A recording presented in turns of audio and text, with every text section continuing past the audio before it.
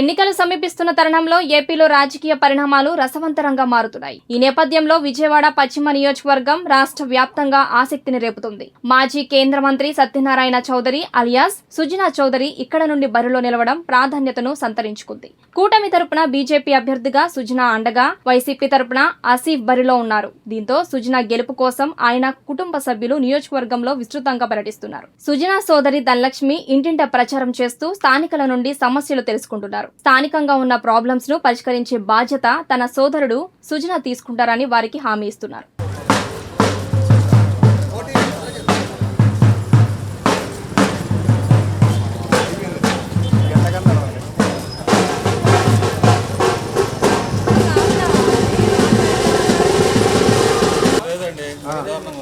మరి చెప్పండి మీ సమస్యలు. పనులు లేవు కదా, పనులు లేని ఆదాయం ఏమొచ్చింది? ఆధ్వర్యంలో కేఎస్ఎన్ చిన్ని గారు, సుజనా చౌదరి గారు ఈ రాష్ట్రాన్ని ఈ ఏరియాని బాగా డెవలప్ చేస్తారు.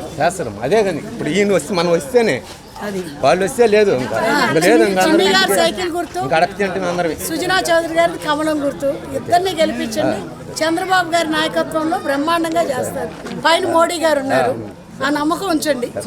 పవన్ కళ్యాణ్ గారు ఇంతమంది త్రిమూర్తుల్లాగా కలిసారు. అందరు కలిసారు కాబట్టి మంచి జరుగుతుంది.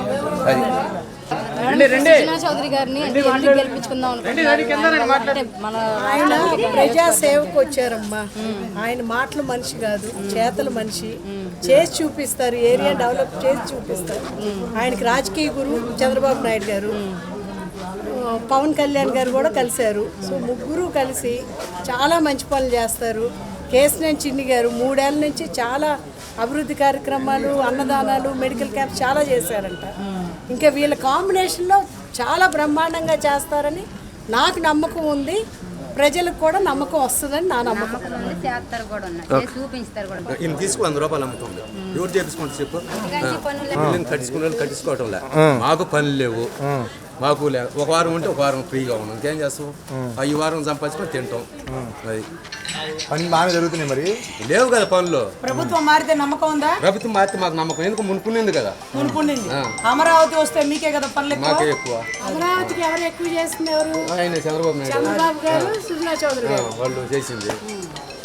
కేఎస్ఎన్ చిన్ని గారు కూడా 3 సంవత్సరాల నుంచి ఇక్కడ చాలా అభివృద్ధి పనులు చేశారండి. అన్న క్యాంటీన్ తీసుకురాలేదండి. అన్న క్యాంటీన్ ఇప్పుడు లేదు కదా. ఇప్పుడు లేదు కదా అన్న క్యాంటీన్. ఎక్కడ ఉంది? పని చేసి అన్నం తిన్నాం ఇక్కడ. ఇప్పుడు లేదు కదా. ఇంటికి వచ్చినట్టు లేకపోలేదు.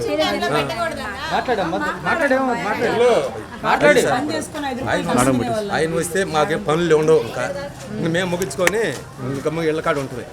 ఈసారి మాకు తెలియదు. మాకంటే మాకు ఇక్కడ కాదు, మాకు కావాలి.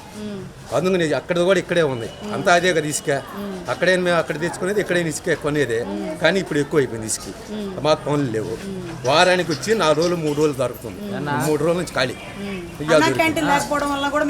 నష్టమే కదమ్మా. ఇప్పుడు క్యారేజ్ కాలేదు, అది లేదు కదా. లేదు కదా, అంతే. సాయంత్రం దాకా 100 రూపాయలు ఆ 100 వేస్తే లేవు. 100 రూపాయలు బుద్ధి ఇస్తుండే 250 తీసుకుంటాడు. అది లేదు. ఇంకేం ఎత్తపోయి వాళ్ళకే పనులు ఉంటాయి.